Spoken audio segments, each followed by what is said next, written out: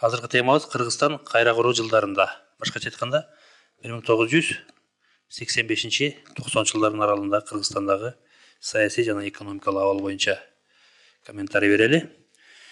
Мына 80 жылдардын ортосунда, 1980 жылдардын ортосунда Советтер Союзу экономикалык СССР мына СССР экономикалык, социалдык жана саясий кризиске батып, административдик буйрукчул бийлик жаңы доорго ылайык келбей, өлкөнүн ичиндеги кризис, тышкы саясаттагы кризис менен коштолгон да. Ушундай кырдаалда 1985 жылы 11 мартта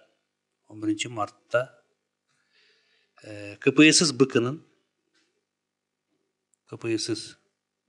БКнын биринчи генералдык секретары Михаил Сергеевич Горбачев, мына бул жерде сүрөттө көргөздүк, Горбачев апрель пленумунда өлкөнүн коомдук экономикалык турмушунун көпчүлүк маселелерин жаңыча чечүүнү сунуш кылган. Пленумда өлкөнүн социалдык экономикалык өнүгүшүнүн багыты жарыяланган. Ушул пленумда партиялык мамлекеттик жетекчиликтеги коррупцияны жоюш үчүн, дегенде эң биринчилерден болуп коррупцияны жоюш үчүн Брежневдик саясатка өтө берилген бир катар бийликтеги адамдарды четтетүү керек болгон. Алардын ордун жаңы көз караштагы адамдар ээлеген. Партиялык жетекчиликти жаңылоо бүтүндөй Советтер Союзунун аймагында жүргөн да. 1985 жылы Кыргызстанды 30 жылга жакын башкарып келген Кыргызстан Компартиясынын борбордук комитетин жетектеген КПБКнын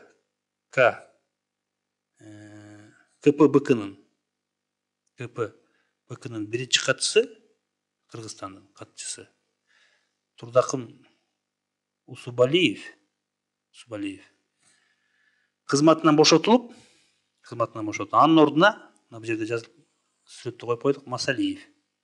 Анын ордуна Абсамат Масалиев Кыргызстан Компартиясынын борбордук комитетинин биринчи секретары болуп шайланган.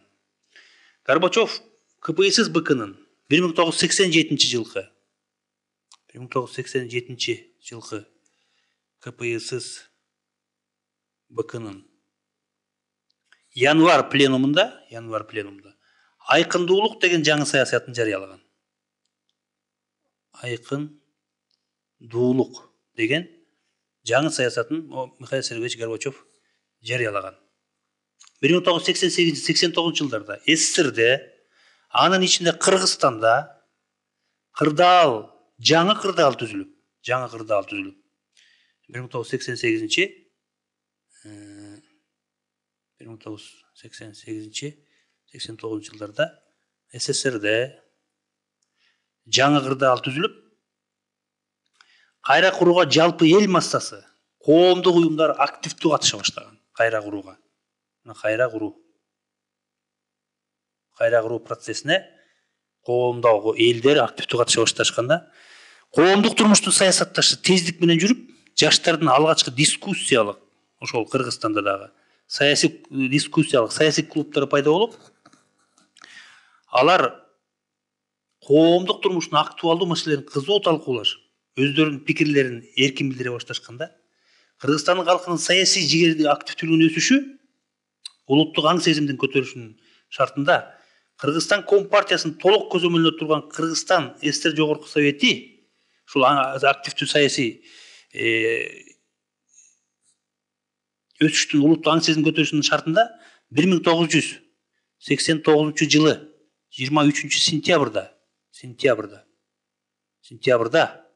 Кыргыз СССР Жогорку Совети кыргыз тили жөнүндө, мына бул жерге биз сүрөтүн кылып коюп, кыргыз тили деп. Кыргыз тили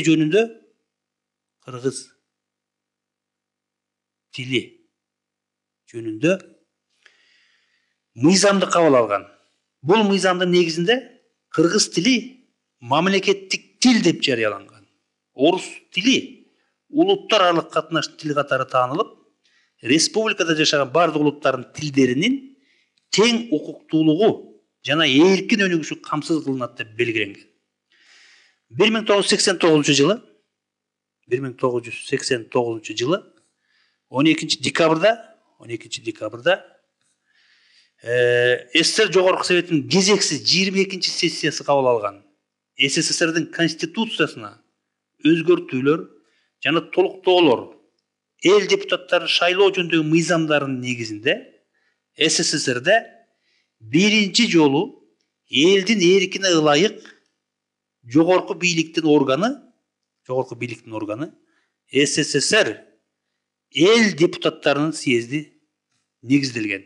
Эл депутаттарынын съезди. Бул эң жогорку орган, бийлик органы болуп эсептелген. 1990 жылы Кыргыз СССРдин жогорку жана жергиликтүү советтин шайлоолор болуп өтөт дагы. Бул Кыргыз СССРдин тарыхындагы биринчи жолу өткөн альтернативалык шайлоолор эле. Көпчүлүк шайлоо округдарында депутаттыкка 2ден ашык талапкерлер катталып, аларда шайлоолор 2 тур менен өткөрүлгөн. Бирок партиялык жана мамлекеттик жетекчилер катталган айрым округдарда шайлоолор мурдагыдай эле альтернативасыз негизде өтүп келгенде, бул көнүп калганбыз да. Демократиялык шайлоолордон кийин республиканын депутаттык корпусу өзгөргөн. Депутаттыкка билимдүү, шайлоочулардын мүдөлөрүн түшүнгөн адамдар көбүрөөк өтүшүп, натыйжада жергиликтүү советтер мурдагыдан дагы активдүү иштешип, маселелерди да конкреттүү чече башташкан. Жогорку советке шайланган депутаттардын 90% коммунисттер болгону менен партиялык жетекчилик өзүнүн пикирин советтерге мурдагыдай таңуулай албай калган. 1990 жылы апрелде Кыргыз СССР Жогорку Советтин биринчи сессиясында Кыргызстан Компартиясынын Борбордук комитетинин биринчи катчысы Абсамат Масалиев Кыргыз СССР Жогорку Советинин төрагалыгына шайланып, Кыргыз СССР Жогорку Советинин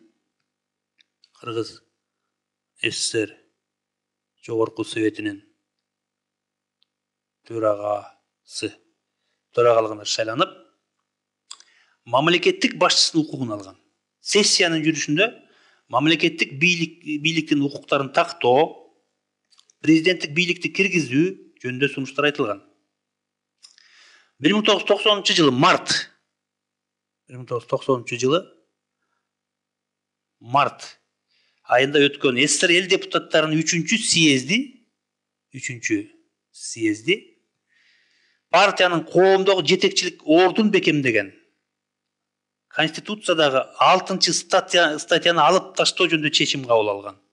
Кыргыз СССР Жогорку Советтин сессиясында жогоркудай чечимди кабыл алганда, ошентип өлкөдө, анын ичинде Кыргызстанда демократиялык коомдун негизги белгиси болгон саясий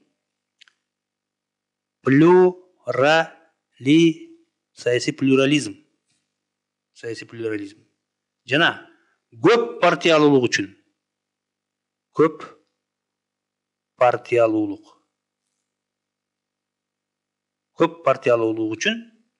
кеңири жол ачылган.